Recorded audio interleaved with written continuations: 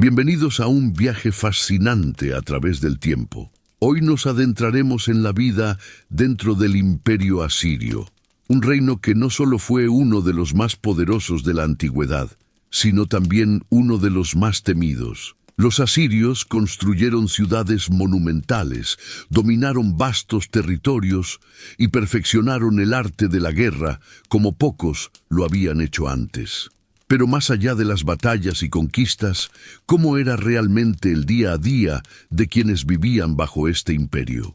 ¿Qué comían, qué creían, cómo trabajaban y qué significaba ser súbdito de los reyes más implacables de Mesopotamia? A lo largo de esta historia vamos a descubrirlo todo, desde el esplendor de sus palacios hasta los temores cotidianos del pueblo, desde la organización militar hasta los rituales religiosos, desde la crueldad que sembraba terror hasta la sorprendente sofisticación de su cultura.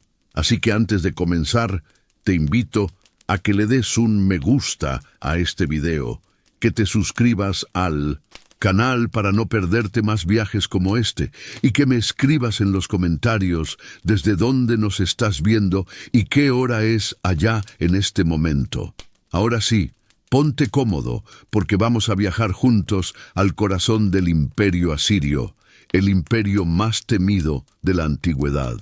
En las vastas llanuras de Mesopotamia, esa franja de tierra fértil entre los ríos Tigris y Éufrates, nació una de las civilizaciones más poderosas y temidas de la antigüedad, Asiria. Para comprender sus orígenes, debemos primero situarnos en ese escenario donde florecieron los primeros experimentos de la humanidad en cuanto a organización social, agricultura y vida urbana. Mesopotamia había sido ya la cuna de sumerios, acadios y babilonios, y fue en ese rico mosaico de culturas donde los asirios empezaron a forjar su identidad. Su tierra natal se encontraba en la parte norte de la región, una zona menos fértil que el sur babilónico, pero estratégicamente ubicada a lo largo del río Tigris. Esa diferencia geográfica marcaría de manera profunda su carácter, su economía y su forma de concebir el poder. El río Tigris fue el eje vital del mundo asirio. Sus aguas rápidas y a veces violentas contrastaban con el más calmado Éufrates, que bañaba a Babilonia. Esa diferencia no era solo natural, también simbólica. Los pueblos del norte, influenciados por un entorno más hostil y menos predecible, desarrollaron un carácter duro, resistente, incluso agresivo. El Tigris proporcionaba el agua necesaria para la agricultura, pero también obligaba a construir canales, a organizar trabajos colectivos y a mantener un control férreo sobre los recursos. Esa disciplina hidráulica fue uno de los pilares de la cohesión de los primeros asentamientos asirios. La ciudad de Ashur, que tomó su nombre del dios principal de los asirios, fue el núcleo original del reino. Situada en un promontorio sobre el Tigris, combinaba ventajas defensivas con un acceso privilegiado a las rutas comerciales. Desde allí, los primeros gobernantes asirios empezaron a construir templos y palacios modestos, sentando las bases de un poder que aún estaba lejos de convertirse en imperio. Ashur no era todavía una capital en el sentido imperial, sino un centro urbano que articulaba un territorio de agricultores, pastores y comerciantes. El dios Ashur era considerado el protector de la ciudad, y con el tiempo se transformaría en el símbolo de toda la nación asiria, uniendo lo religioso con lo político en una sola identidad. Más al norte, Nínive se convirtió en otro de los focos importantes. Situada también a orillas del Tigris, fue en principio una ciudad secundaria, pero su localización estratégica la convertiría más adelante en la joya del imperio. Desde sus primeras murallas hasta sus posteriores palacios monumentales, Nínive reflejaba el crecimiento de un pueblo que aprendió a sobrevivir en medio de presiones constantes, tribus nómadas que amenazaban desde las Montañas del Zagros, rivales babilonios al sur y poderosas confederaciones al oeste. La comparación con los sumerios resulta esclarecedora. Mientras ellos habían sido pioneros en la escritura, en la creación de ciudades-estado y en el desarrollo de una cultura profundamente ligada a la agricultura intensiva del sur mesopotámico, los asirios se formaron en un ambiente más áspero, menos fértil y más propenso a los conflictos militares. Esa diferencia geográfica influyó directamente en su desarrollo cultural. No significa que los asirios carecieran de refinamiento, sino que desde el inicio se vieron obligados a ser más pragmáticos, a usar la fuerza y la organización como herramientas esenciales para sobrevivir y prosperar. Con los acadios, los asirios compartían raíces lingüísticas y culturales. De hecho, la lengua asiria era un dialecto del acadio, y su escritura era la misma cuneiforme que había sido utilizada por sumerios y adoptada por casi todos los pueblos de Mesopotamia. El recuerdo del gran imperio de Sargón de Akkad, que había unificado vastos territorios siglos antes, inspiraba en los asirios la ambición de recuperar esa grandeza perdida. En su memoria colectiva estaba latente la idea de que el norte podía gobernar sobre el sur y que un poder fuerte podía imponerse sobre los demás pueblos mesopotámicos. En cuanto a los babilonios, la relación fue siempre ambivalente. Babilonia, con su riqueza cultural y religiosa, era vista tanto como modelo como rival. Los asirios admiraban sus templos, sus leyes y sus tradiciones, pero al mismo tiempo los percibían como competidores por la hegemonía de Mesopotamia. Mientras Babilonia se enorgullecía de su sabiduría y refinamiento, Asiria empezaba a construir una reputación de pueblo guerrero, disciplinado y expansionista. Esa tensión entre norte y sur se repetiría a lo largo de toda su historia en ciclos de alianzas, conflictos y conquistas. El contexto histórico en el que surgieron los asirios estuvo marcado por una constante fragmentación. Mesopotamia rara vez estuvo unificada de manera estable. En un mismo siglo podían coexistir varias ciudades-estado, reinos regionales y poderes que ascendían y caían con rapidez. Los asirios aprendieron a moverse en ese tablero complejo, a negociar cuando era necesario y a luchar cuando no había otra opción. Su ubicación geográfica, en un cruce de caminos entre Anatolia, Irán y el Levante, les ofrecía oportunidades comerciales, pero también los exponía a amenazas constantes. Era un territorio de frontera, y en esa frontera nació la mentalidad asiria, desconfiada, disciplinada y siempre preparada para la guerra. La formación de Asiria como potencia no fue inmediata. Durante siglos permaneció como un reino regional relativamente pequeño, tributario en ocasiones de poderes más fuertes, como los mitanios o los hititas. Sin embargo, esa posición de aparente debilidad les permitió aprender de todos sus vecinos. De los hititas adoptaron innovaciones militares, de los mitanios conocieron nuevas técnicas de caballería, de Babilonia heredaron gran parte de su tradición religiosa y literaria. Los asirios fueron maestros en absorber conocimientos y adaptarlos a sus propias necesidades, siempre con un enfoque práctico. Los primeros reyes asirios eran más bien gobernadores de una ciudad-estado, con autoridad limitada y dependientes del consenso de las élites locales y los sacerdotes. Pero poco a poco, el poder se fue centralizando en torno a la figura del monarca, que empezó a presentarse no solo como líder político, sino también como representante directo del dios Ashur en la tierra. Esta fusión entre religión y poder fue clave en la consolidación de la identidad asiria. Obedecer al rey no era solo un acto político, era también un deber religioso. La memoria de los asirios está llena de ciclos de ascenso y caída. A veces eran dominados por otros pueblos más fuertes, otras lograban imponerse brevemente. Pero lo que distingue a los asirios es que nunca renunciaron a su aspiración imperial. Incluso en los momentos más difíciles mantenían viva la idea de que estaban destinados a dominar Mesopotamia. Esta mentalidad, alimentada por siglos de tensiones y rivalidades, fue madurando lentamente hasta que finalmente se convirtió en acción implacable. Así, el origen de Asiria puede entenderse como el de un pueblo forjado en la frontera, un pueblo que heredó la escritura de los sumerios, la ambición de los acadios y la rivalidad con los babilonios, pero que también añadió su propio sello, marcado por la disciplina, la organización militar y la convicción de que la fuerza era el camino hacia la grandeza. En ese crisol de influencias, dificultades y oportunidades se fue gestando la potencia que más tarde se convertiría en el imperio más temido de la antigüedad. Con el paso del tiempo, lo que en un principio fue un reino regional, pequeño y a menudo subordinado a potencias mayores, comenzó a transformarse en una máquina política y militar capaz de sostener un imperio. Para entender cómo los asirios lograron consolidar esa enorme extensión de territorios y pueblos bajo su control, es fundamental observar la estructura que diseñaron.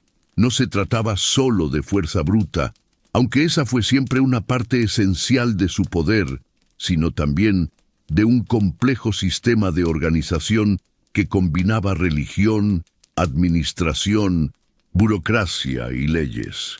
Cada pieza estaba pensada para mantener unido un imperio diverso y para garantizar que, desde el corazón de Asiria, la voluntad del rey llegara hasta las regiones más lejanas. En el centro de todo estaba la figura del monarca. Para los asirios, el rey no era un simple gobernante humano, sino el representante directo del dios Ashur en la tierra.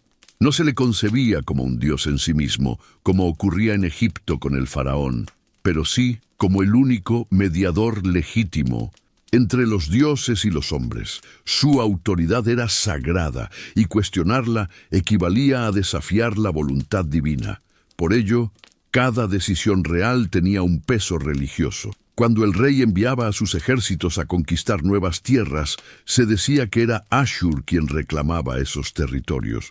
Cuando dictaba leyes o imponía tributos, se entendía que era parte de un mandato cósmico. Esta concepción del poder le otorgaba al monarca una legitimidad casi imposible de disputar. Los reyes asirios también se presentaban como grandes constructores, cazadores y guerreros. En los relieves de sus palacios se les mostraba abatiendo leones, símbolo de fuerza y dominio sobre la naturaleza, o liderando campañas victoriosas. Estas imágenes no eran simples decoraciones, formaban parte de la propaganda política que reforzaba la idea de un rey invencible y elegido por los dioses. El pueblo debía ver en él no solo a un líder, sino a un héroe que encarnaba las virtudes que definían a la nación asiria. Pero un rey, por poderoso que fuera, no podía gobernar solo un imperio que se extendía por miles de kilómetros. Para ello necesitaba una estructura administrativa eficiente. Así surgió la burocracia asiria, un cuerpo de funcionarios, escribas y gobernadores que aseguraban el control de cada provincia. Estos hombres eran los ojos y oídos del monarca en los territorios conquistados y debían enviar informes constantes sobre el estado de las cosechas, los tributos recaudados, las tropas disponibles y cualquier signo de rebelión. La escritura cuneiforme fue la herramienta fundamental para esta administración, pues permitía registrar con precisión cada transacción, cada orden y cada comunicación entre la capital y las provincias. El imperio se dividía en provincias, cada una gobernada por un funcionario designado por el rey, a menudo llamado limu o gobernador provincial. Estos gobernadores eran responsables de recaudar tributos, mantener el orden, reclutar soldados y garantizar que las leyes asirias se aplicaran. A cambio de este poder, debían mostrar una lealtad absoluta al monarca. No eran gobernadores hereditarios, sino cargos nombrados directamente desde el centro, lo cual evitaba que se crearan dinastías locales con ambiciones de independencia. Si un gobernador fallaba, era removido o castigado sin contemplaciones. El sistema de tributos era el motor económico del imperio. Los pueblos conquistados estaban obligados a entregar parte de sus cosechas, ganado, metales preciosos, artesanías y hasta mano de obra. Estos tributos no solo enriquecían al centro de Asiria, sino que también eran una manera de recordar constantemente a los súbditos quién tenía el poder. La obligación de pagar era, en sí misma, un símbolo de sometimiento. En los registros hallados en tablillas de arcilla se detallan pagos de plata, caballos, madera de cedro, oro y piedras preciosas que fluían hacia las arcas reales. A veces, el tributo incluía también prisioneros de guerra que eran deportados y reasentados en distintas partes del imperio, una estrategia que debilitaba la resistencia local y al mismo tiempo reforzaba la economía asiria. La burocracia no se limitaba a lo económico, también intervenía en asuntos legales y judiciales. Los asirios desarrollaron un sistema de leyes que, aunque menos conocido que el célebre Código de Hammurabi, regulaba la vida cotidiana de sus súbditos. Estas leyes eran duras y reflejaban el carácter autoritario del imperio. Los castigos por delitos podían incluir mutilaciones, azotes, deportaciones y ejecuciones públicas. El objetivo no era solo impartir justicia, sino sembrar miedo y disciplina. La ley debía ser un recordatorio de que el orden asirio no se podía cuestionar. La vida cotidiana estaba atravesada por estas normas. Las mujeres, por ejemplo, tenían regulaciones específicas en cuanto a vestimenta y comportamiento en público. Los contratos de matrimonio, las herencias y las transacciones comerciales quedaban registrados en tablillas de arcilla, firmadas ante testigos y selladas con cilindros que certificaban su validez. El comercio, fundamental en las ciudades asirias, estaba estrechamente vigilado por la administración. Nadie debía enriquecerse al margen del control real, y cualquier actividad económica importante estaba sujeta a impuestos. La organización del imperio también incluía un sistema de comunicación sorprendentemente avanzado para su época. Los reyes asirios desarrollaron una red de caminos y postas donde mensajeros podían cambiar de caballos y continuar su viaje sin interrupciones. Gracias a este sistema, las órdenes del monarca podían llegar rápidamente a lugares lejanos, y las noticias de una revuelta podían regresar a la capital en cuestión de días. Esta red de comunicación, en muchos aspectos, anticipaba lo que siglos después harían otros imperios como el persa o el romano. No debemos olvidar que la estructura política y administrativa estaba siempre respaldada por la fuerza militar. Ninguna provincia podía sentirse segura de desafiar la autoridad del rey asirio. El recuerdo de las crueles represalias que se aplicaban a los rebeldes era suficiente para mantener bajo control a la mayoría de las poblaciones. Pero además de la amenaza, existía también la integración. Los asirios eran conscientes de que necesitaban la colaboración de artesanos, agricultores y comerciantes locales. Por ello, aunque imponían su autoridad de manera implacable, también permitían que en las provincias se mantuvieran ciertas tradiciones religiosas y culturales, siempre y cuando no entraran en conflicto con la lealtad al rey y al dios Ashur. La corte real en la capital era el centro neurálgico de toda esta maquinaria. Allí trabajaban los escribas, que copiaban y archivaban tablillas con órdenes y reportes. Los consejeros, que asesoraban al rey en asuntos de Mindoresin, guerra y diplomacia, y los sacerdotes, que interpretaban presagios y garantizaban que las decisiones estuvieran en armonía con la voluntad divina. Era un entorno donde lo político y lo religioso se entrelazaban de manera inseparable. Ninguna campaña militar se emprendía sin antes consultar a los oráculos y a los astrólogos, quienes leían en el cielo y en las entrañas de los animales señales sobre el destino del imperio.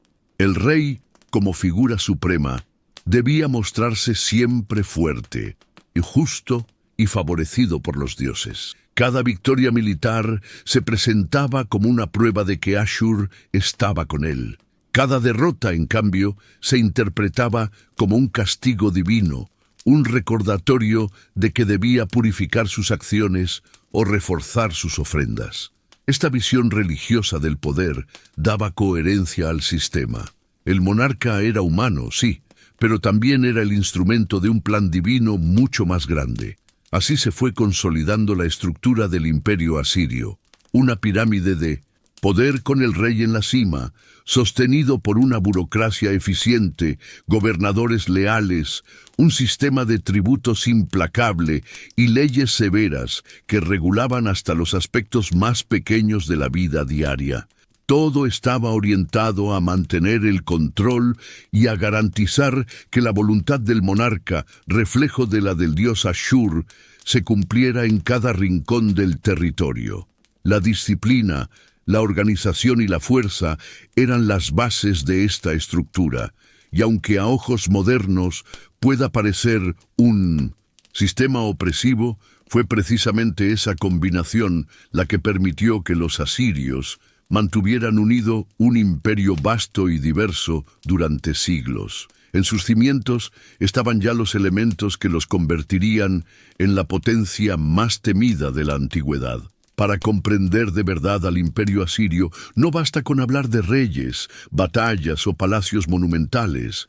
Detrás de cada victoria militar y cada decreto real existían miles de hombres y mujeres que día tras día sostenían la maquinaria del imperio con su trabajo, sus costumbres y su vida cotidiana.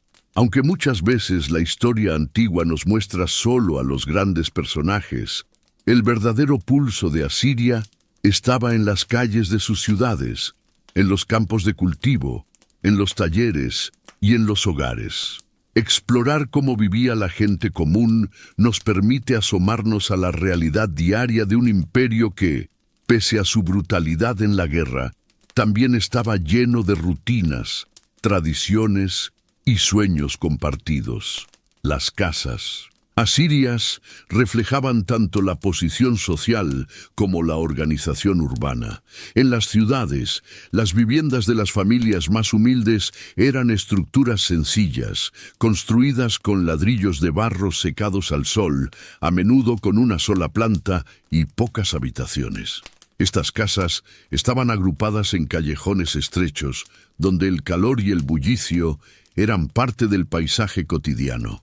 En contraste, las residencias de los comerciantes ricos o de los funcionarios eran más amplias, con patios interiores que servían para iluminar y ventilar las estancias, un lujo que marcaba la diferencia. Los nobles y altos oficiales vivían en casas que podían llegar a ser verdaderos pequeños palacios, decorados con relieves, mobiliario de madera tallada y objetos de lujo traídos de tierras lejanas. La ciudad, entonces, era un mosaico donde convivían la modestia y la ostentación, unidos por el ritmo del trabajo y las obligaciones hacia el imperio. En las zonas rurales, donde vivía la mayoría de la población, las casas eran todavía más sencillas, hechas también de barro y materiales locales, respondían a las necesidades básicas de agricultores y pastores. Allí no había decoraciones ni patios interiores, solo espacios funcionales para dormir, cocinar y guardar herramientas. La vida en el campo estaba marcada por las estaciones, por la siembra y la cosecha, y por la dependencia absoluta del río Tigris y de los sistemas de riego. Aunque los campesinos tenían menos comodidades, eran ellos quienes alimentaban a todo el imperio con sus productos, pagando además tributos al rey. La alimentación era simple, pero variada en función de la posición social. El pan y la cerveza constituían la base de la dieta, como ocurría en muchas regiones mesopotámicas. Los campesinos comían sobre todo cereales, legumbres, cebollas, ajos y frutas locales. La carne no era cotidiana para ellos, salvo en festividades religiosas o sacrificios en los que parte de los animales se repartía entre la comunidad. En cambio, en las ciudades y especialmente en las casas de los nobles, el consumo de carne de cordero, cabra o incluso res era más frecuente. El pescado del Tigris también era importante, y las tablillas nos hablan de recetas con especias y hierbas que daban sabor a los platos. El vino, traído de regiones más al norte, era una bebida reservada para las élites, mientras que la cerveza, fermentada a partir de cebada, era consumida por todos, aunque con calidades distintas. La vestimenta mostraba otra diferencia clara entre clases. Los hombres del pueblo solían vestir túnicas sencillas de lana o lino, atadas con un cinturón. Las mujeres usaban vestidos largos que les llegaban hasta los pies, con adornos mínimos salvo en festividades. En cambio, los nobles y miembros de la corte vestían túnicas decoradas con bordados, flecos y colores más llamativos. Se sabe que el rey y los altos oficiales lucían ropajes cubiertos de símbolos religiosos y bordados de gran detalle, diseñados para impresionar. El uso de joyas como brazaletes, pendientes y collares también marcaba el estatus social. Las mujeres de familias ricas llevaban diademas, adornos para el cabello y cosméticos que subrayaban su posición privilegiada. La moda en Asiria no era solo cuestión de estética, sino un lenguaje silencioso que hablaba de poder, riqueza y prestigio. Los oficios eran variados y fundamentales para sostener la vida urbana. Había artesanos especializados en trabajar metales, en fabricar armas, joyas o herramientas agrícolas. Los alfareros producían vasijas de barro que servían tanto para cocinar como para almacenar granos y líquidos. Los tejedores elaboraban telas de lana, algunas de las cuales eran exportadas, y los carpinteros fabricaban desde simples muebles hasta complejas estructuras arquitectónicas. El comercio era otro eje esencial. Caravanas de mercaderes asirios viajaban hacia Anatolia, el Levante y hasta el Mediterráneo, llevando productos locales como telas y recibiendo a cambio madera, metales y objetos de lujo. Estos comerciantes eran respetados porque contribuían directamente a la riqueza del imperio, pero también estaban bajo estricto control administrativo. Nada debía escapar a la supervisión del rey. En cuanto a la educación, no todos tenían acceso a ella. La mayoría del pueblo era analfabeta y transmitía sus conocimientos de manera oral, de padres a hijos. Pero en las ciudades existía un grupo privilegiado, los escribas.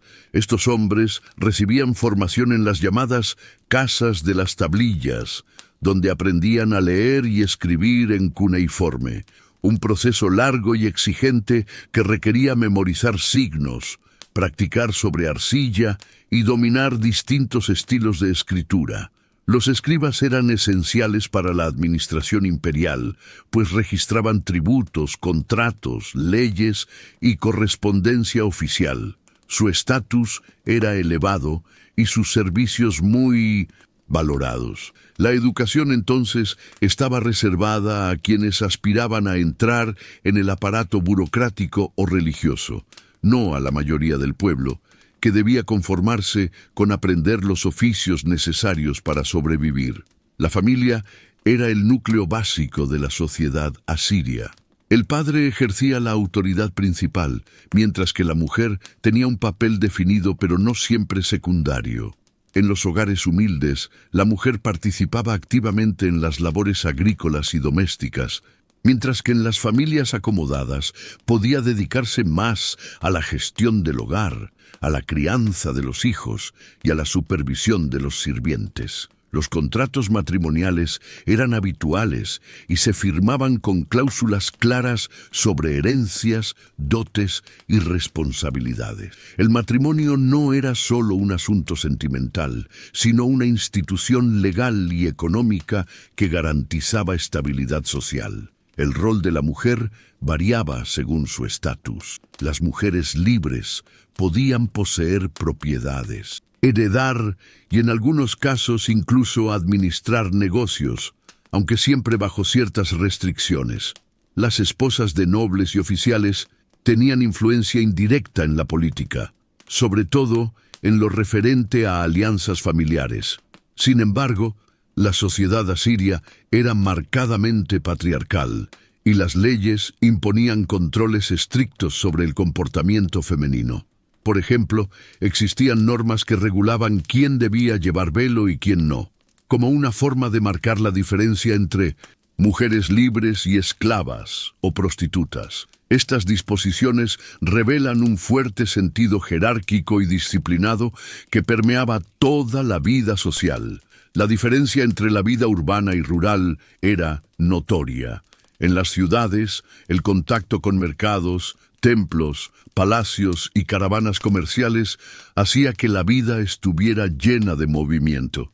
Había oportunidades para el ascenso social, especialmente para artesanos hábiles o comerciantes exitosos. La cultura escrita estaba más presente y la proximidad al poder real o provincial daba acceso a empleos en la administración.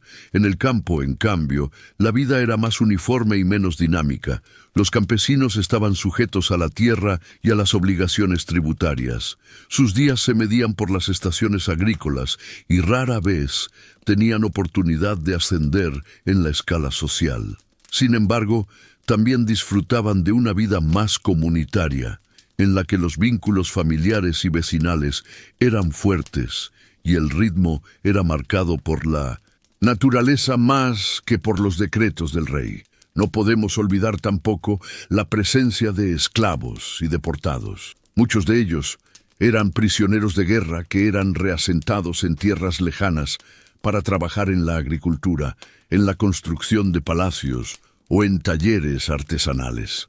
Esta práctica, aunque dura, fue clave en la economía asiria, pues proporcionaba mano de obra abundante y evitaba que los pueblos conquistados se rebelaran fácilmente en su tierra natal. Estos esclavos vivían al margen de los privilegios de los ciudadanos libres, pero aún así formaban parte integral de la vida cotidiana del imperio. En resumen, la vida en el imperio asirio combinaba simplicidad y refinamiento, disciplina y creatividad, dureza y tradición. Mientras los reyes levantaban palacios y organizaban campañas militares, en las casas de barro, en los talleres de artesanos y en los campos de cultivo, miles de personas sostenían día a día el engranaje de un imperio que parecía invencible. La rutina de comer pan y cerveza, de tejer lana, de criar hijos o de comerciar en los mercados era tan importante como las conquistas militares. Sin ese tejido cotidiano, el imperio asirio jamás habría alcanzado la grandeza por la que aún hoy lo recordamos. En el corazón del imperio asirio, más allá de sus ejércitos invencibles y de sus palacios monumentales, latía una cosmovisión profundamente religiosa. Para los asirios, cada aspecto de la vida estaba vinculado a los dioses y cada decisión, desde el inicio de una guerra hasta la siembra de los campos, debía contar con la aprobación del mundo divino. La religión no era solo un conjunto de ritos, sino la estructura invisible que sostenía el orden social y político. Los reyes, los campesinos, los artesanos y los soldados compartían la convicción de que el destino estaba escrito en los designios de los dioses y que ignorar esas fuerzas superiores podía traer la ruina. En el panteón asirio destacaba, por encima de todos, Ashur. Originalmente fue el dios tutelar de la ciudad de Ashur, pero con el tiempo se transformó en la deidad nacional del imperio entero. Representaba el poder supremo, la legitimidad del rey y la expansión territorial como misión sagrada. Los ejércitos no conquistaban por ambición humana, sino porque Ashur exigía que su dominio se extendiera sobre todas las tierras. En los relieves y en las inscripciones reales, las campañas militares eran presentadas como actos religiosos, y la victoria era vista como una prueba irrefutable de que Ashur favorecía al monarca. No se trataba solo de política, el mismo fundamento de la existencia del imperio estaba justificado como un mandato divino. Junto a Ashur, otras divinidades ocupaban lugares importantes. Ishtar, la diosa del amor, la guerra y la fertilidad, era una figura compleja y poderosa. Sus templos estaban en varias ciudades y era venerada tanto por soldados que pedían fuerza en la batalla como por mujeres que deseaban descendencia. Su carácter dual, capaz de otorgar vida y destruir con furia, reflejaba la visión mesopotámica del mundo, un equilibrio constante entre fuerzas opuestas. Ninurta, dios de la guerra y de la agricultura, era otro de los grandes pilares del panteón. Representaba tanto la disciplina militar como la fertilidad de la tierra, mostrando cómo los asirios vinculaban el trabajo del campo con la violencia de la guerra. Nabu, dios de la escritura y la sabiduría, era también ampliamente venerado, especialmente por los escribas, quienes lo consideraban el patrón de su oficio. Los templos eran el centro de la vida religiosa. No eran solo lugares de culto, sino auténticos núcleos de poder económico y social. En ellos trabajaban sacerdotes, adivinos y funcionarios encargados de administrar las ofrendas y los bienes sagrados. Los templos poseían tierras, rebaños y talleres, convirtiéndose en instituciones ricas que competían en influencia con la administración estatal. Cada ciudad importante tenía su templo principal, dedicado a su deidad tutelar, y dentro de estos espacios sagrados se realizaban los sacrificios y rituales diarios. El humo del incienso, el sonido de los cánticos y las plegarias formaban parte del ambiente habitual, mientras que las estatuas de los dioses, cuidadosamente decoradas, eran tratadas como si estuvieran vivas, alimentadas con ofrendas y bañadas ritualmente. Los sacrificios eran una práctica esencial. Se ofrecían animales como toros, ovejas o cabras, cuyas vísceras eran examinadas por los sacerdotes para leer presagios. El hígado, en particular, era considerado un libro en el que los dioses escribían sus mensajes. Los adivinos lo estudiaban minuciosamente, buscando señales de aprobación o advertencias. No se trataba de superstición aislada, sino de un procedimiento institucional. Ningún rey emprendía una campaña militar sin antes consultar estos oráculos. De Mino, hecho, la hepatoscopia, como se llama a este arte de leer los hígados, era una de las disciplinas más refinadas del mundo asirio. La astrología también desempeñaba un papel central. Los cielos eran vistos como un espejo de la voluntad divina.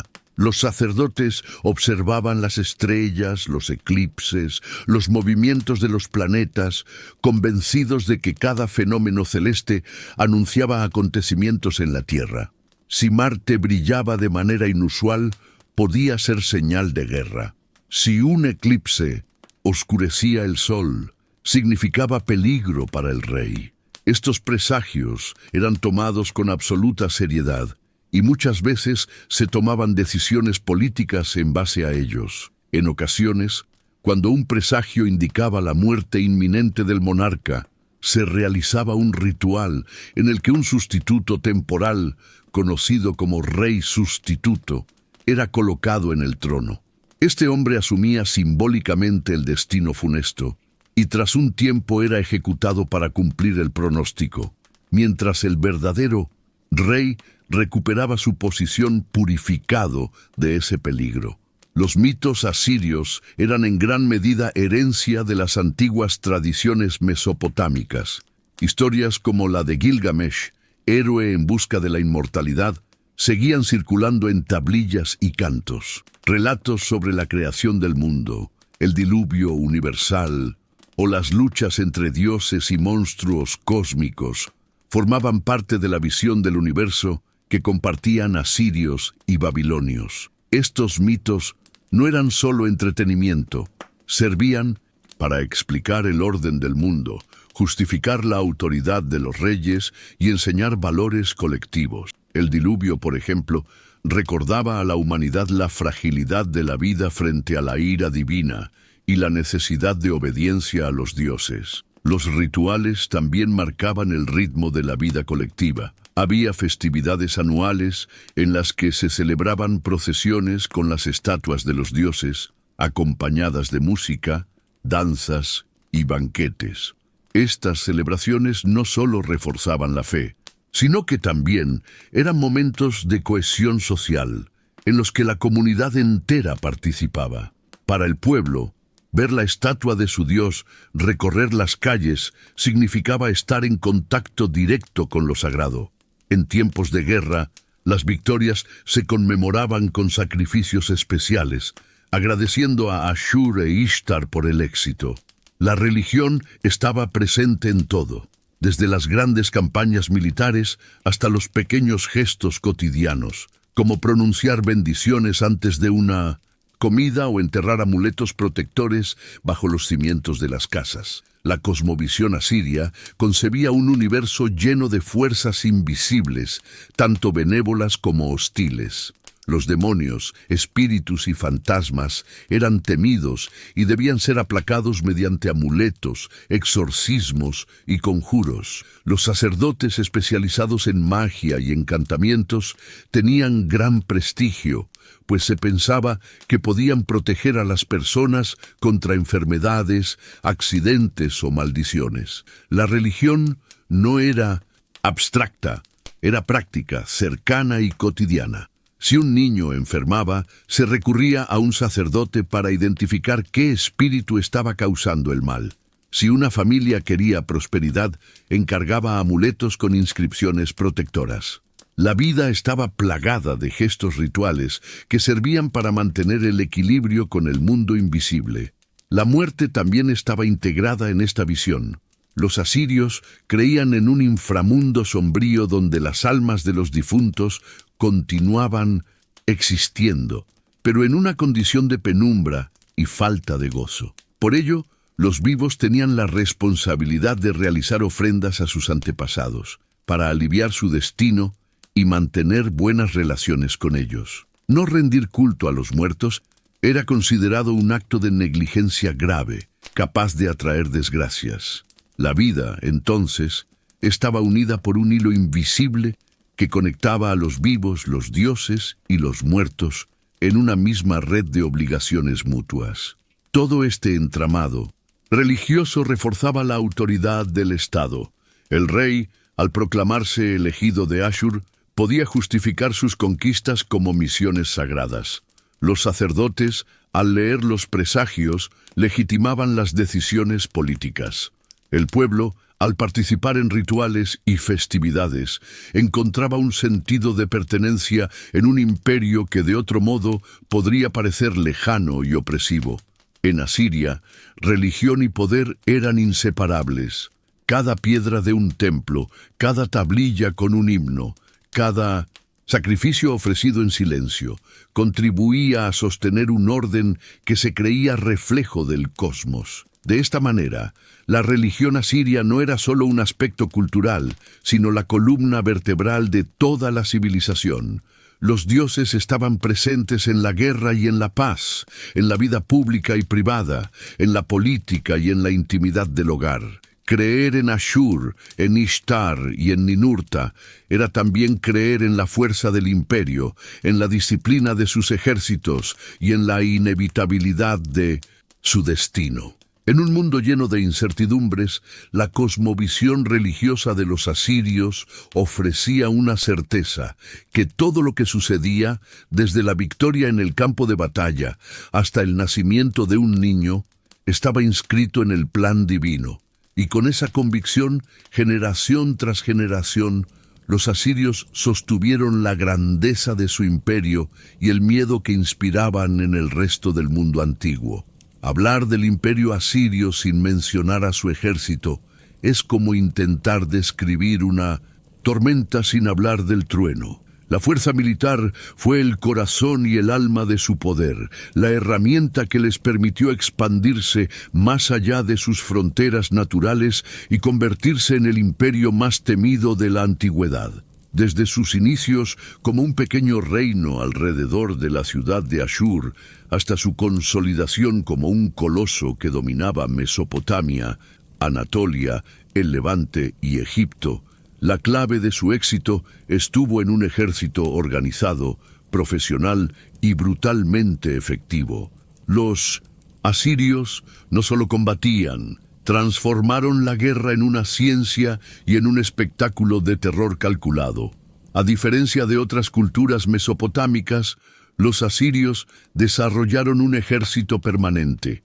No dependían solo de campesinos reclutados en épocas de guerra, sino de tropas entrenadas todo el año. Este carácter profesional les permitió mantener un nivel de disciplina y eficacia muy superior al de sus vecinos. Los jóvenes asirios eran entrenados desde la infancia para la guerra, endurecidos con ejercicios físicos, aprendizaje en el uso de armas y preparación psicológica para enfrentar la violencia. La vida militar era vista como un deber sagrado. Servir en el ejército era servir a Ashur. Una de las grandes innovaciones asirias fue la diversidad de cuerpos militares. Su ejército estaba compuesto por infantería, caballería, carros de guerra y unidades de ingenieros especializados en asedios. La infantería, formada por lanceros, arqueros y espadachines, constituía la columna vertebral. Los lanceros portaban largas lanzas y escudos rectangulares que cubrían casi todo el cuerpo, avanzando en formación compacta. Los arqueros eran famosos por su precisión y solían combatir protegidos por escuderos que levantaban grandes paneles de madera o cuero reforzado, creando verdaderas murallas móviles. La caballería, que en otros reinos era limitada, en Asiria se convirtió en un arma decisiva. Al principio, los jinetes combatían en parejas. Uno controlaba al caballo mientras el otro disparaba flechas. Con el tiempo, perfeccionaron sus técnicas y lograron que un solo jinete pudiera manejar tanto al animal como el arco, multiplicando su eficacia. Estos guerreros a caballo se movían con rapidez por el campo de batalla, hostigando a los enemigos, persiguiendo a los fugitivos y asegurando la victoria. Los carros de guerra también eran un símbolo del poder asirio. Al inicio eran pesados y requerían de varios caballos, pero con la evolución militar se volvieron más ligeros y maniobrables. Armados con arqueros y lanceros, los carros eran como plataformas móviles de destrucción, capaces de sembrar el caos en las filas enemigas. En las representaciones artísticas se muestran cargando con violencia, aplastando soldados y atravesando cuerpos, reforzando la imagen de implacabilidad que los asirios buscaban proyectar. Pero quizás el mayor orgullo de los asirios fueron sus tácticas de asedio, donde otros ejércitos se quedaban bloqueando una ciudad hasta que el hambre obligaba a rendirse. Los asirios desarrollaron técnicas sistemáticas para conquistar fortalezas. Sus ingenieros construían rampas de tierra, torres móviles y arietes cubiertos con metal y cuero húmedo para resistir el fuego enemigo. Excavaban túneles para derribar muros desde abajo, cortaban suministros de agua y utilizaban catapultas para lanzar proyectiles incendiarios o piedras enormes contra las murallas. Estas tácticas de asedio fueron tan efectivas que ninguna ciudad podía sentirse segura. Tarde o temprano, las defensas caían. La brutalidad era parte inseparable de esta maquinaria bélica. Los asirios comprendieron que el miedo podía ser tan poderoso como la espada. Después de conquistar una ciudad, las crónicas y relieves narran escenas escalofriantes, prisioneros desollados vivos, cabezas cortadas exhibidas en montones, líderes enemigos empalados frente a las murallas para aterrorizar a los defensores. Estas imágenes no eran secretas, eran propaganda deliberada. La fama de crueldad viajaba más rápido que los ejércitos, y muchas ciudades preferían rendirse antes que enfrentarse al destino de la resistencia. El botín de guerra era otra motivación. Los soldados saqueaban las ciudades conquistadas, llevándose oro, plata, joyas, ganado y esclavos. Este botín era distribuido en parte al rey, en parte a los dioses mediante ofrendas, y en parte a los propios guerreros, lo que incentivaba la lealtad y el entusiasmo por las campañas. A su vez, los prisioneros eran deportados y trasladados a otras regiones del imperio. Esta política de deportaciones masivas, aplicada sistemáticamente, cumplía un doble propósito. Debilitaba a los pueblos conquistados al arrancarlos de su tierra natal y al mismo tiempo reforzaba la economía asiria con mano de obra abundante. El ejército asirio también se caracterizó por su jerarquía clara y sus cadenas de mando bien definidas. El rey era siempre el comandante supremo, y su presencia en las batallas era interpretada como la voluntad de Ashur manifestándose en la tierra. Bajo él, generales y oficiales dirigían divisiones y cuerpos especializados. La organización era estricta y la disciplina férrea. La desobediencia podía significar la muerte inmediata. Cada soldado sabía su lugar, y esa cohesión se traducía en victorias. Los relieves encontrados en palacios como el de Nínive muestran con detalle cómo se concebía la guerra. Escenas de batallas, de soldados marchando en formación, de caballos galopando, de enemigos suplicando piedad, llenaban los muros. Estas imágenes eran tanto registros históricos como herramientas ideológicas. Recordaban a todos que el ejército asirio era invencible, que la resistencia era inútil y que la gloria pertenecía únicamente a su rey y a su dios Ashur. La innovación tecnológica también fue decisiva. Los asirios dominaron el uso del hierro en sus armas, cuando muchos de Minos y Situntim. Sus enemigos aún dependían del bronce. Espadas, lanzas y puntas de flecha fabricadas en hierro eran más resistentes y mortales. Este acceso a mejores materiales les dio ventaja en combate y reforzó su imagen de modernidad bélica. Los escudos eran recubiertos con cuero y metal, las armaduras protegían a los soldados más importantes y los cascos con cuernos o crestas intimidaban tanto como defendían. En el campo de batalla, los asirios utilizaban tácticas calculadas. Los arqueros abrían el combate lanzando lluvias de flechas, debilitando las filas enemigas. Luego, avanzaban los lanceros y espadachines en formación cerrada, seguidos por la caballería y los carros que rompían las líneas. El caos era explotado con rapidez, y una vez que el enemigo se replegaba, la persecución era implacable. No había piedad. El objetivo era aniquilar al adversario y sembrar terror en quienes pudieran desafiar al imperio en el futuro.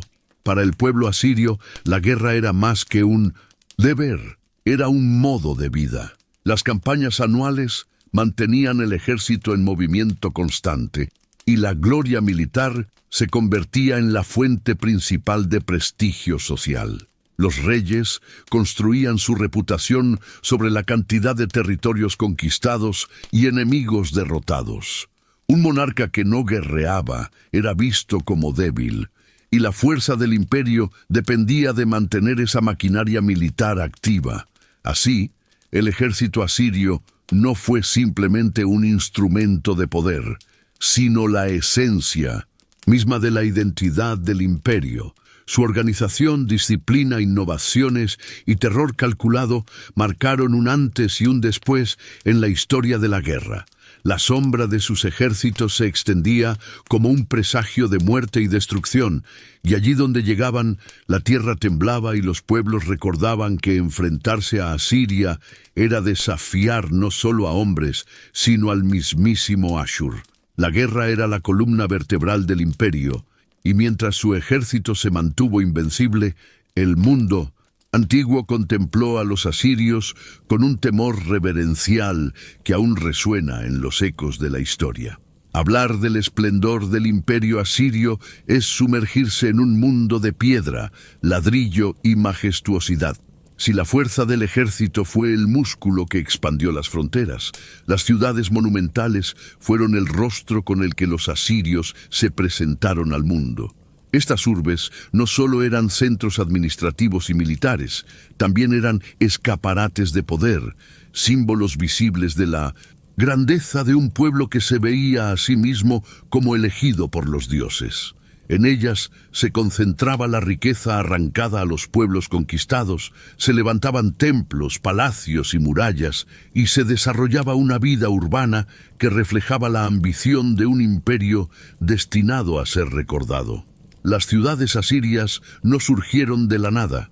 Su origen está en pequeños asentamientos que, con el tiempo y gracias a las conquistas, se convirtieron en capitales de dimensiones colosales. Entre ellas destacan Ashur, la ciudad sagrada y cuna del reino, Nínive, convertida en la joya imperial, y Dur-Sharrukin, la capital soñada del rey Sargón II, más conocida hoy como Khorsabad. Cada una tenía una personalidad distinta, pero todas compartían un mismo propósito: manifestar la supremacía asiria a través de la arquitectura.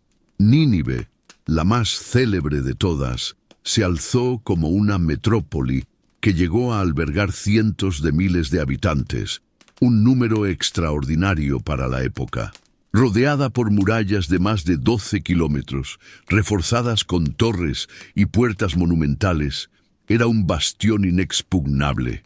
En su interior se desplegaban amplias avenidas, jardines cuidados, templos resplandecientes y, sobre todo, palacios que rivalizaban con cualquier otra construcción del mundo antiguo. El palacio sin rival de Sennacherib fue uno de los mayores orgullos de Asiria, con decenas de salas, patios interiores, corredores decorados y relieves tallados que narraban las hazañas del rey. Los palacios eran mucho más que residencias reales, eran escenarios políticos, centros de administración y templos simbólicos del poder. Sus dimensiones impresionaban a cualquiera que los visitara y estaban diseñados para intimidar tanto como para maravillar. A las entradas, los visitantes se encontraban con colosos guardianes, conocidos como Lamassu, figuras híbridas con cuerpo de toro o león, alas de águila y rostro humano.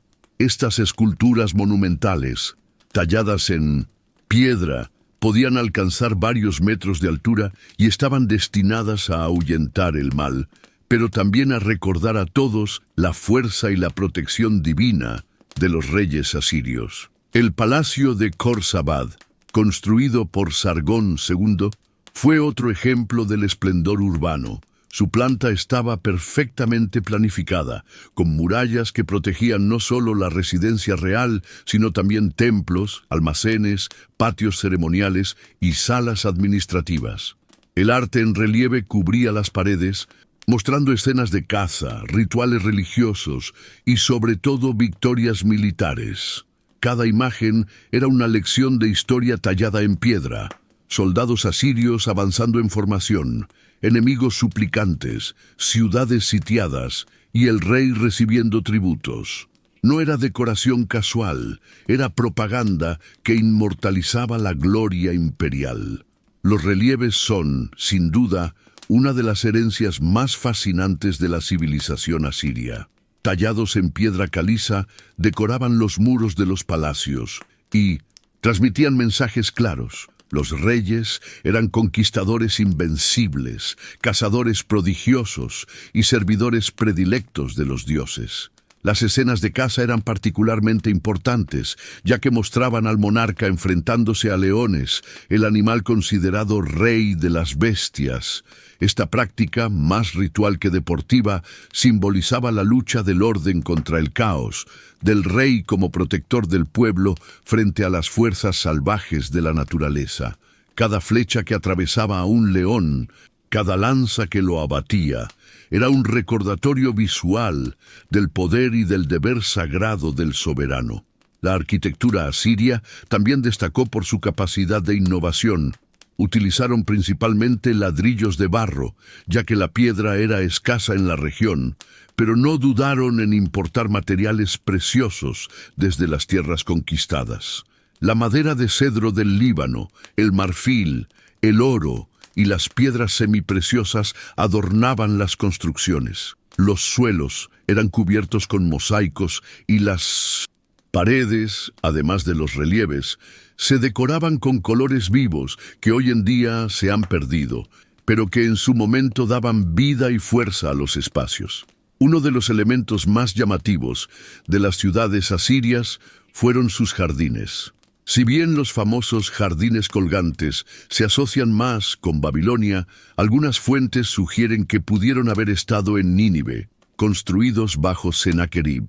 Este monarca ordenó la creación de complejos sistemas de irrigación que llevaban agua desde ríos y canales a kilómetros de distancia, permitiendo mantener parques exuberantes y jardines que asombraban a quienes los contemplaban. Árboles frutales, flores exóticas y plantas traídas de regiones lejanas adornaban estos espacios, creando pequeños paraísos en medio del árido paisaje mesopotámico. La urbanización no se limitaba a los espacios palaciegos. Las ciudades asirias estaban organizadas con barrios de artesanos, mercados, almacenes y viviendas que reflejaban la diversidad social del imperio. Los comerciantes llenaban las plazas con productos de todas partes, especias, metales, telas, ganado y esclavos. Las calles eran animadas, con caravanas que llegaban desde las provincias más lejanas. Esta vitalidad comercial no solo mantenía la economía, también reforzaba la idea de que las ciudades asirias eran el centro del mundo conocido, un imán de riquezas y culturas. Las murallas, siempre imponentes, eran tanto defensivas como simbólicas. Protegían a la población, pero al mismo tiempo mostraban al visitante el poderío del rey. Las puertas monumentales, decoradas con esculturas y relieves, funcionaban como arcos de triunfo permanentes, recordando a cada persona que entraba o salía que estaba bajo la autoridad de Asiria. Estas entradas estaban diseñadas para impresionar desde lejos, elevándose como colosos sobre la llanura. La vida en estas ciudades era un espectáculo continuo de poder, riqueza y ritual. El rey organizaba ceremonias grandiosas en los patios de sus palacios, desfiles de soldados victoriosos, recepciones de embajadores extranjeros y festivales religiosos en honor a los dioses. Cada acto estaba cargado de simbolismo, reforzando el vínculo entre lo divino y lo terrenal. Para los asirios, el esplendor urbano no era un simple lujo. Era una demostración tangible de la protección de los dioses y de la legitimidad de sus monarcas. En conjunto, las ciudades monumentales de Asiria fueron reflejo de una ambición sin límites. No se trataba solo de tener un lugar donde gobernar, sino de dejar huella en la historia, de construir espacios que hablaran por sí mismos de la gloria imperial, palacios que deslumbraban, relieves que narraban epopeyas, jardines que recreaban el paraíso y murallas que parecían indestructibles formaban un todo destinado a perdurar en la memoria. Aunque el tiempo y las ruinas hayan borrado gran parte de ese esplendor, los restos que han llegado hasta nosotros bastan para comprender la magnitud de su grandeza. Así, mientras el ejército extendía las fronteras con sangre y hierro, las ciudades se erigían como testimonio material de ese poder. Nínive, Khorsabat y Ashur no fueron simples asentamientos, fueron la representación física de un imperio que entendía que la arquitectura podía ser tan poderosa como la espada. En cada ladrillo, en cada relieve, en cada jardín, los asirios escribieron un mensaje que aún hoy resuena. El poder no solo se conquista, también se construye y se exhibe en piedra para que el mundo entero lo contemple. Cuando pensamos en el imperio asirio, la primera imagen que suele venir a la mente es la de un ejército implacable, de murallas colosales y de reyes que gobernaban con puño de hierro. Sin embargo, detrás de esa fachada de hierro y sangre, también existía un mundo profundamente ligado al conocimiento. La ciencia, la escritura y la erudición ocuparon un lugar privilegiado en la vida asiria, porque no se trataba únicamente de conquistar territorios, se trataba también de dominar el saber, de organizarlo y de preservarlo como arma de poder. Para los asirios, el conocimiento era una extensión de la autoridad divina del rey, y nadie lo entendió mejor que Asurbanipal, el último gran monarca cuyo legado intelectual aún hoy asombra al mundo.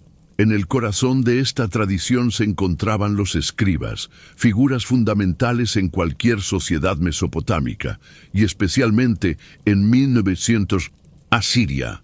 Estos hombres eran los guardianes del saber, expertos en la difícil escritura cuneiforme, esa forma de plasmar ideas en tablillas de arcilla a través de pequeñas cuñas. Ser escriba no era un oficio cualquiera, era un privilegio. Formaban parte de una élite instruida que servía directamente al palacio, a los templos y a la administración. Su formación comenzaba desde jóvenes, en escuelas donde aprendían no solo a leer y escribir, sino también matemáticas, leyes, religión y los complejos sistemas de presagios que regían la vida cotidiana. El proceso de escritura era laborioso, la arcilla húmeda servía de soporte y con un cálamo de caña se presionaban los signos que conformaban el alfabeto cuneiforme. Una vez terminado, el texto podía dejarse secar al sol o cocerse al fuego para garantizar su durabilidad. Gracias a esta técnica, miles de tablillas han llegado hasta nuestros días, revelando un mundo de increíble riqueza intelectual. Estas tablillas contenían desde documentos administrativos y contratos comerciales hasta himnos religiosos, tratados médicos y observaciones astronómicas. Pero ninguna colección de tablillas puede compararse con la legendaria biblioteca de Asurbanipal, ubicada en Nínive. Este rey, que gobernó en el siglo VII a.C., comprendió que el poder no se sostenía únicamente con ejércitos, sino también con ideas. Ordenó recopilar todo el conocimiento de su tiempo y reunirlo en una biblioteca que hoy se considera una de las primeras de la historia.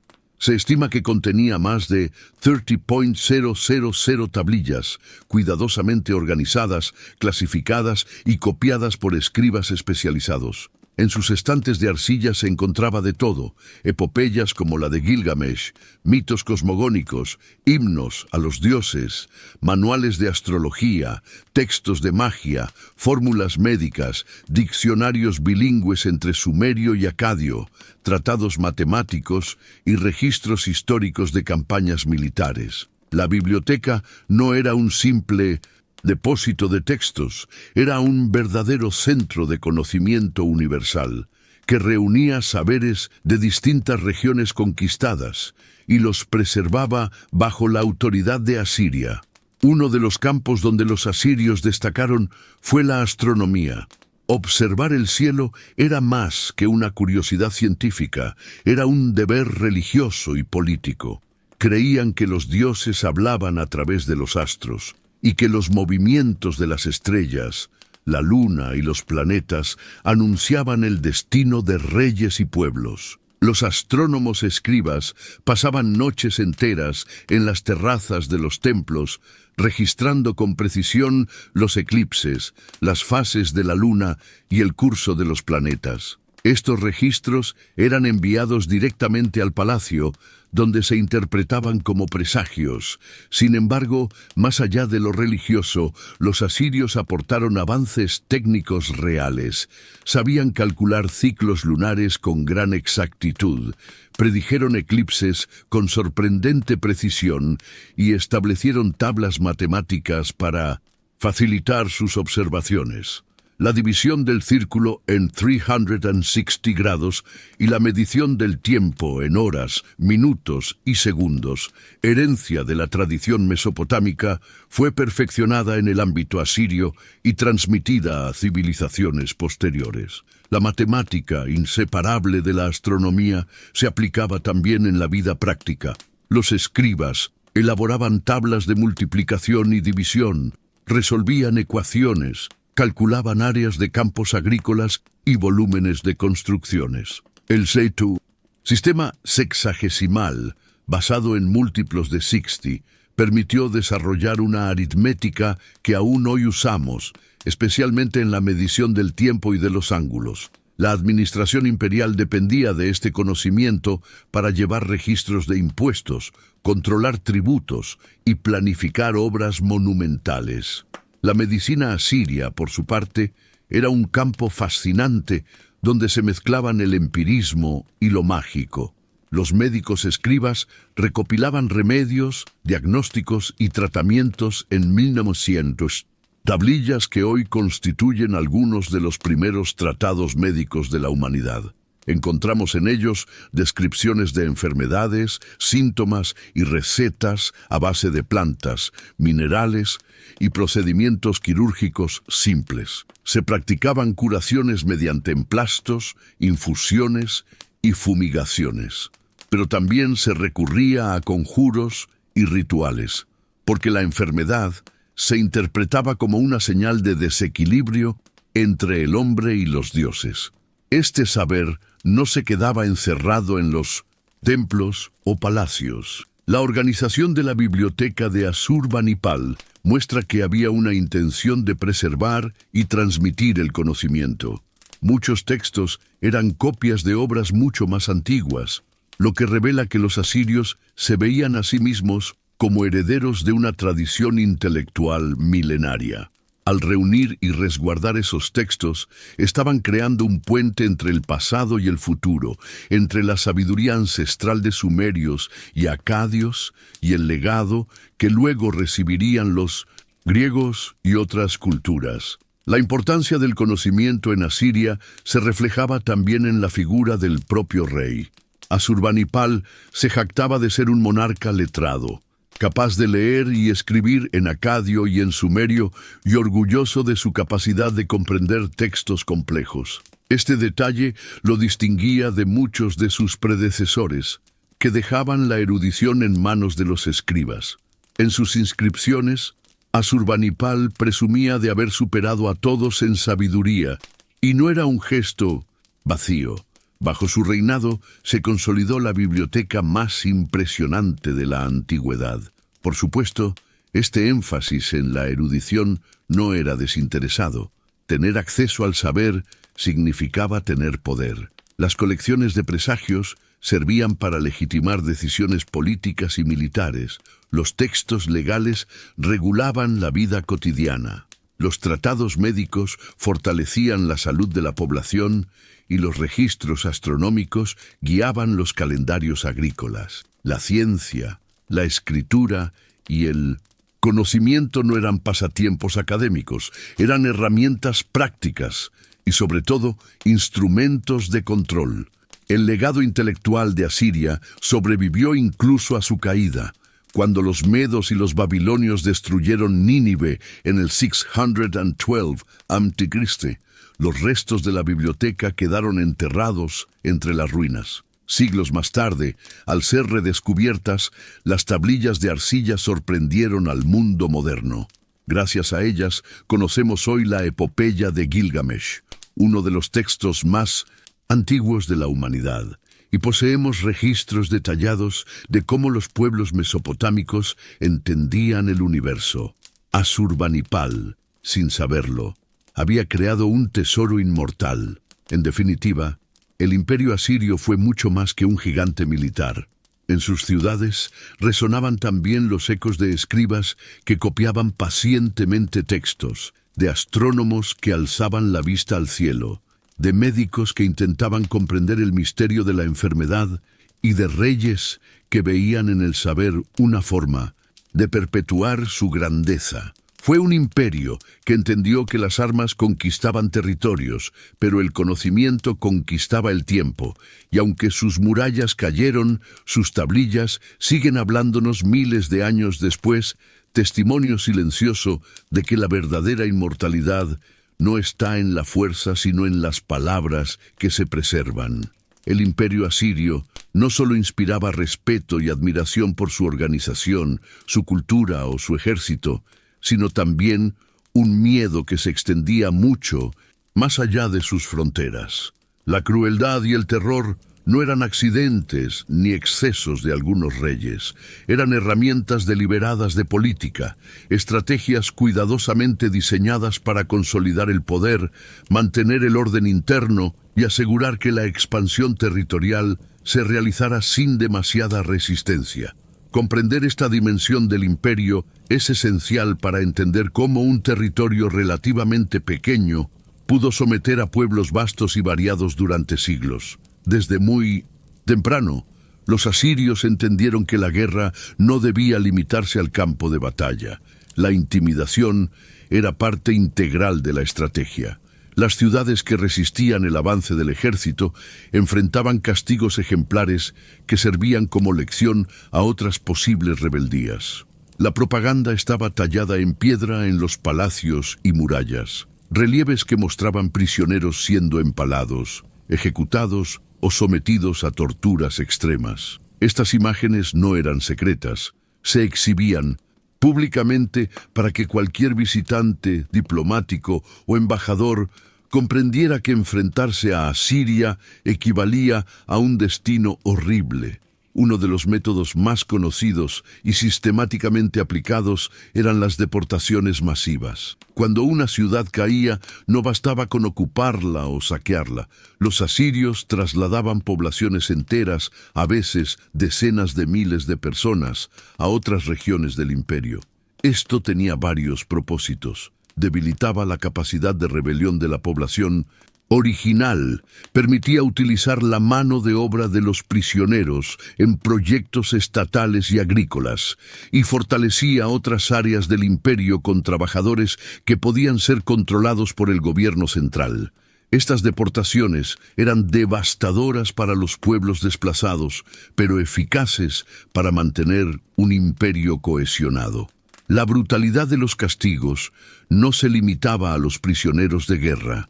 Las leyes asirias también preveían penas extremas para los rebeldes, traidores o funcionarios negligentes. Las mutilaciones eran comunes, manos cortadas, ojos arrancados y orejas cercenadas eran aplicadas no solo como castigo físico, sino como demostración pública de la autoridad del rey y de la justicia divina. Esta severidad generaba temor y respeto a partes iguales, enseñando que la desobediencia podía ser letal y que el poder del soberano era absoluto.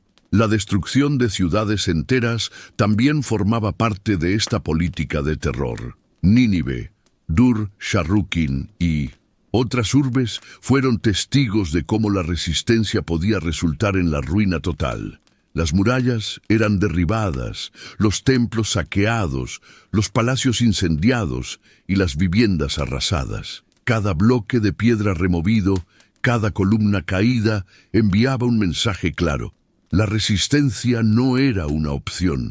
Las ciudades conquistadas y destruidas se convertían en advertencias vivientes para otros territorios cercanos, consolidando la reputación de Asiria como un imperio implacable.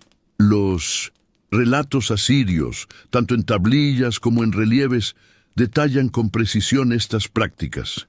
En algunas escenas se observa al rey supervisando personalmente la ejecución de prisioneros o marchando entre los escombros de ciudades destruidas mientras recibe tributos y preside rituales religiosos que legitiman la violencia como un mandato divino. Cada acto de brutalidad se insertaba en un marco ideológico.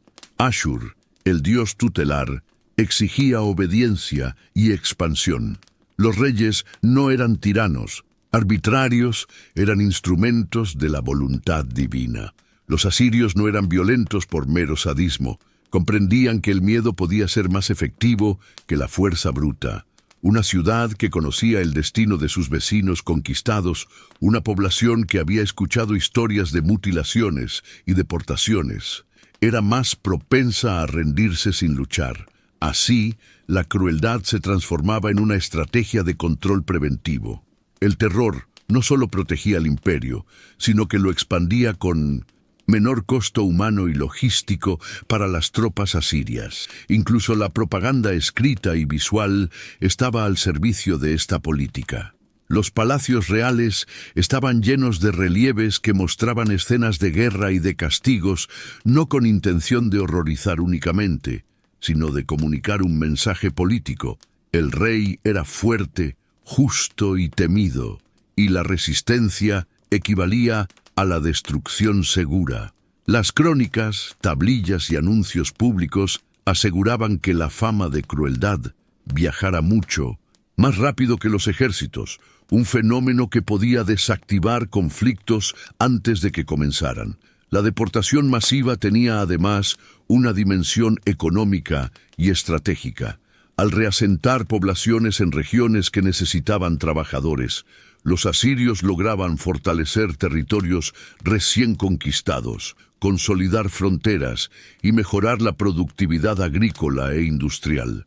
Así, la brutalidad no solo era un instrumento de terror, sino una herramienta administrativa.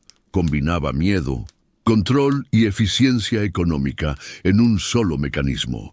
El impacto psicológico de estas prácticas era profundo. Para los pueblos conquistados, cada asalto asirio era una lección sobre la fragilidad de la resistencia. Para los aliados, o vasallos, era un recordatorio de que obedecer al rey de Asiria no era solo conveniente, sino vital para la supervivencia.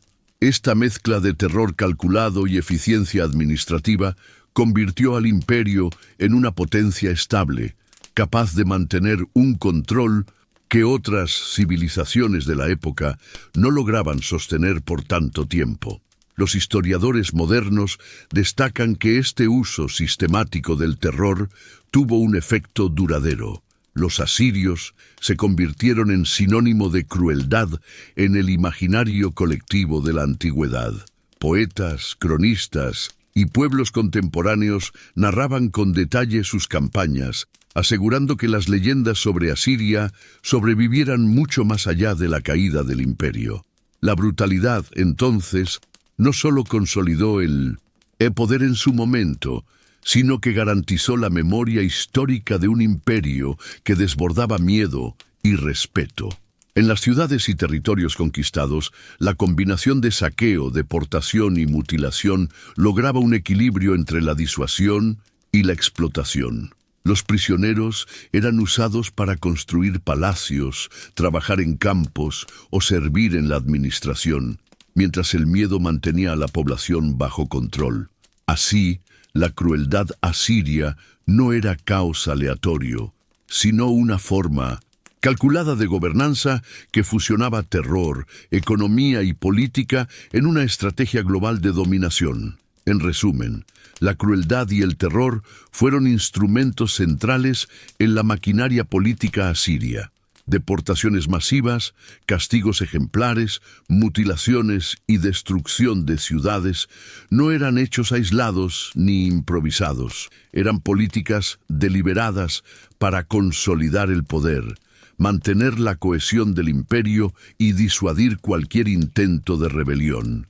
Esta mezcla de violencia y estrategia convirtió a Asiria en un imperio temido y respetado, cuyo legado de brutalidad aún resuena como advertencia histórica sobre el poder y sus métodos de control.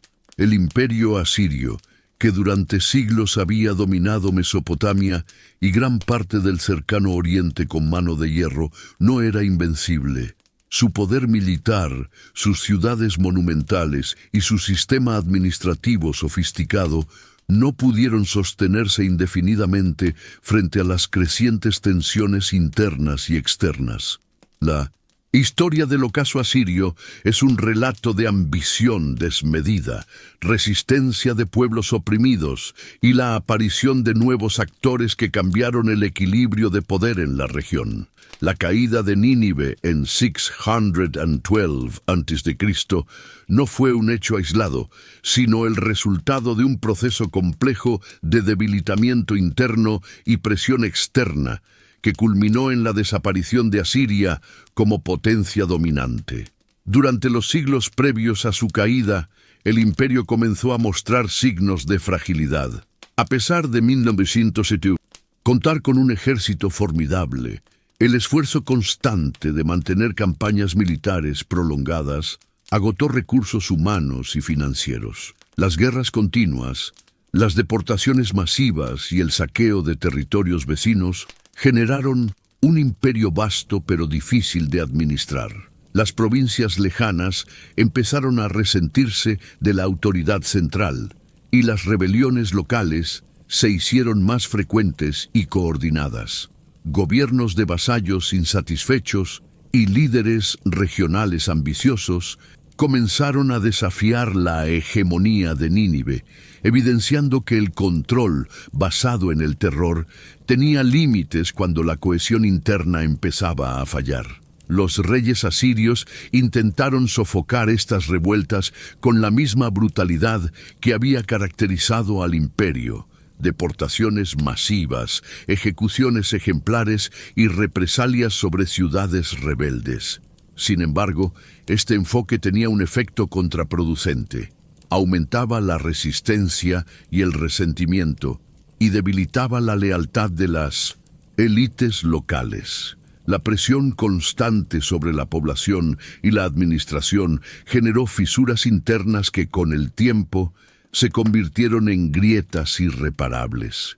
A pesar de sus victorias militares, la estabilidad política se erosionaba y las bases del poder asirio empezaban a desmoronarse lentamente. Al mismo tiempo, nuevos enemigos emergían en el horizonte. Los medos, un pueblo ubicado al este del Tigris, habían ido consolidando su propio poder y buscaban expandir su influencia. Su organización militar y su capacidad para coordinar ejércitos en alianza con otros grupos los convirtió en una amenaza seria para un imperio que había descuidado la seguridad de sus fronteras orientales. Por otro lado, los babilonios, antiguos rivales históricos, encontraron en este momento la oportunidad perfecta para recuperar su independencia y vengar siglos de dominio asirio. Babilonia y Media no solo compartían un interés común en debilitar a Asiria, sino que también podían coordinar acciones militares efectivas, combinando fuerzas para confrontar al imperio que había sembrado terror durante generaciones. La coalición de medos y babilonios fue decisiva. Enfrentaron a los asirios con una estrategia que combinaba presión militar directa y aprovechamiento de las debilidades internas del imperio. Nínive, la ciudad símbolo del poder asirio, se convirtió en el objetivo principal. Durante meses, los ejércitos sitiaron la ciudad, bloqueando suministros y atacando las murallas. La impresionante ingeniería militar asiria, que había permitido conquistar tantas ciudades, ahora no fue suficiente para defender su propia capital. Las fortificaciones, aunque magníficas, no pudieron resistir la combinación de asedio prolongado, hambre y conflictos internos que minaban la moral de los defensores. Los relatos históricos y los restos arqueológicos muestran la magnitud de la destrucción. Nínive fue saqueada, sus palacios incendiados y sus templos profanados. Los relieves que durante siglos habían narrado victorias militares, escenas de caza y la omnipotencia del rey, fueron destruidos o dañados irreversiblemente. Los habitantes de la ciudad sufrieron la misma brutalidad que los asirios habían infligido a sus enemigos: deportaciones, ejecuciones y desaparición de estructuras familiares y administrativas. La caída de Nínive simbolizó el fin de un sistema de control basado en el terror y en la centralización absoluta del poder, y marcó el fin efectivo del imperio asirio. La muerte de los últimos reyes asirios y la caída de la capital no significaron únicamente un cambio de soberanía territorial. Representaron también la disolución de una cultura política y militar. La administración central colapsó, las rutas comerciales quedaron desorganizadas y los ejércitos, antes temidos en toda Mesopotamia, desaparecieron como fuerza estructurada. Las ciudades secundarias, privadas de protección y liderazgo, fueron absorbidas o destruidas, y los territorios anteriormente dominados por Asiria quedaron bajo control de medos, babilonios y otros pueblos emergentes. La caída del imperio también tuvo un impacto profundo en la memoria histórica. Para los pueblos conquistados, el fin de Asiria fue un alivio largamente esperado. Se liberaron de la amenaza constante de invasión, saqueo y deportación y pudieron reconstruir sus sociedades sobre las ruinas de un imperio que había impuesto miedo y autoridad con mano de hierro. Para los historiadores modernos, la desaparición de Asiria sirve como ejemplo de cómo incluso los imperios más poderosos, capaces de dominar grandes territorios y de imponer un control sistemático mediante la violencia y la administración, pueden sucumbir ante la combinación de rebelión interna y presión externa organizada. Es interesante observar que la caída de Asiria también abrió espacio para el florecimiento de otras culturas. Babilonia recuperó protagonismo, los medos consolidaron su poder en el este, y la región de Mesopotamia entró en un periodo de transformación política y cultural. La experiencia de Asiria sirvió como lección para futuras civilizaciones sobre la fragilidad de un sistema de poder basado en el miedo y la violencia, mostrando que la estabilidad a largo plazo requiere no solo fuerza militar, sino también cohesión interna, legitimidad política y alianzas estratégicas. El final de Asiria no fue un colapso instantáneo, sino un proceso que combinó agotamiento interno, rebeliones locales, conflictos dinásticos y la presión de coaliciones externas. La combinación de estos factores provocó que un imperio que durante siglos había dominado Mesopotamia, temido por su ejército y respetado por su organización, desapareciera de manera irreversible. La historia del ocaso asirio es un recordatorio de que incluso los imperios más sólidos y temibles están sujetos a las fuerzas de la política, la guerra y la historia misma, y que la grandeza basada únicamente en el terror y la fuerza puede ser temporal. En definitiva, el imperio asirio, tras siglos de gloria, expansión y dominio absoluto, se encontró vulnerable ante la convergencia de enemigos poderosos y las fisuras internas que no había logrado subsanar. La caída de Nínive en 612 a.C. marcó el final de una era, el fin de un imperio cuya historia estuvo definida por el poder militar, la administración centralizada, la brutalidad calculada y el esplendor cultural, pero que también mostró los límites de la dominación basada en la violencia.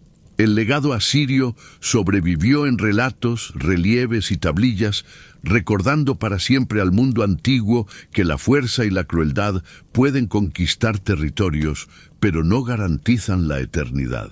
El imperio asirio, a pesar de su caída hace más de 2600 años, dejó un legado que continúa resonando en la historia de Mesopotamia y más allá. Su influencia no se limita únicamente a los relatos de brutalidad y terror que inspiraron miedo entre los pueblos conquistados.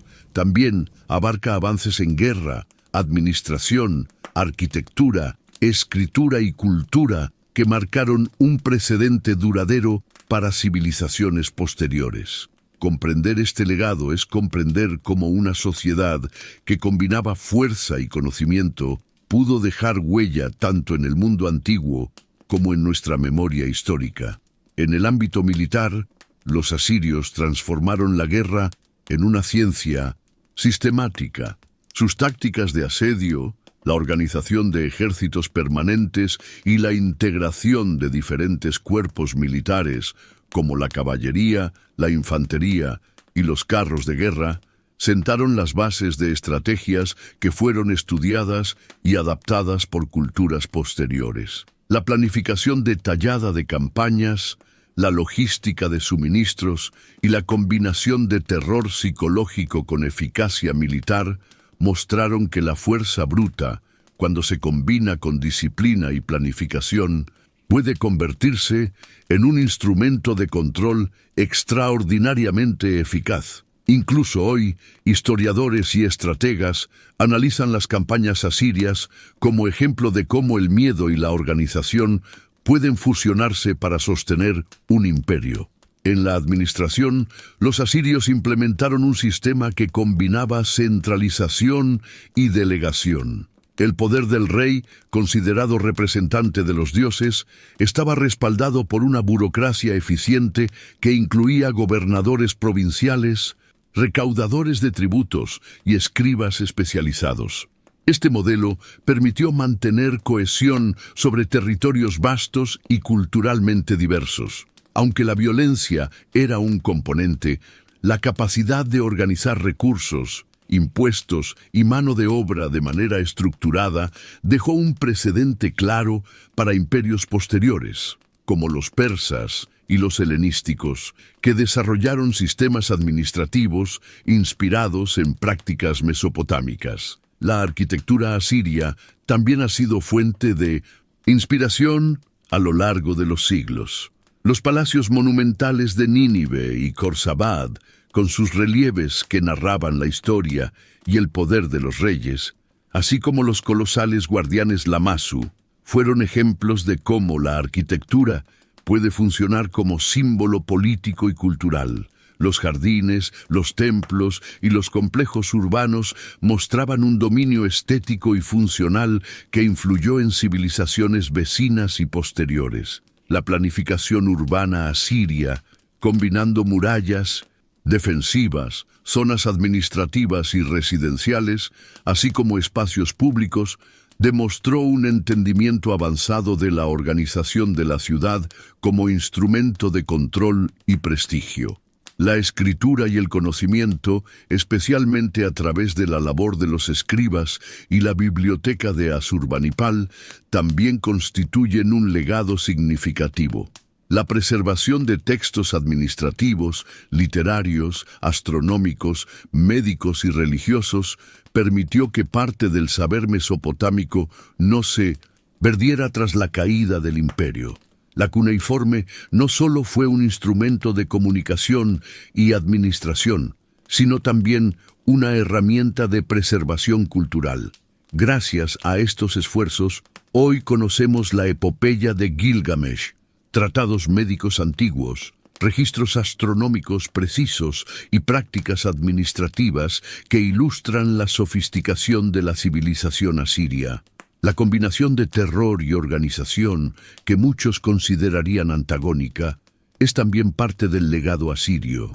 La manera en que el miedo se institucionalizó como instrumento político mostró a generaciones futuras que la estabilidad podía asegurarse mediante una combinación de fuerza, propaganda y administración centralizada. Los relatos de mutilaciones, deportaciones y destrucción de ciudades no solo generaban miedo, sino que consolidaban la autoridad del imperio y al mismo tiempo demostraban una lógica de control territorial que influyó en estrategias de dominación de otros imperios, incluyendo a los persas y a los imperios helenísticos. Culturalmente, los relieves, esculturas y tablillas asirias constituyen un archivo visual e intelectual que conecta historia, arte y política. Las imágenes de leones cazados por reyes, de ejércitos en batalla y de rituales religiosos transmiten no solo hechos históricos, sino también una concepción del mundo donde la fuerza, la divinidad y la legitimidad del poder se entrelazaban. Este enfoque estético y simbólico en la representación del poder inspiró posteriormente la iconografía en Mesopotamia y regiones circundantes, demostrando que la cultura asiria no se limitaba a la violencia, sino que tenía también una dimensión artística y narrativa profunda. La influencia de Asiria se extiende además a conceptos legales y administrativos. La sistematización de tributos, la organización de provincias, la documentación de leyes y la regulación de la vida cotidiana mediante decretos escritos constituyen antecedentes de sistemas legales más avanzados que surgieron posteriormente en la región. La capacidad de registrar, codificar y transmitir normas administrativas y legales fortaleció la gobernabilidad y permitió que la autoridad del Estado fuera percibida como legítima y organizada, incluso más allá de la coerción directa. Reflexionar sobre el legado asirio implica también comprender por qué, a pesar de la violencia y la crueldad extremas, seguimos fascinados por este imperio. Parte de la fascinación proviene de su contraste. Una civilización capaz de diseñar ciudades monumentales y mantener bibliotecas de conocimiento mientras infligía un terror sistemático en sus enemigos. La combinación de intelecto, innovación y brutalidad genera una narrativa poderosa que captura la imaginación.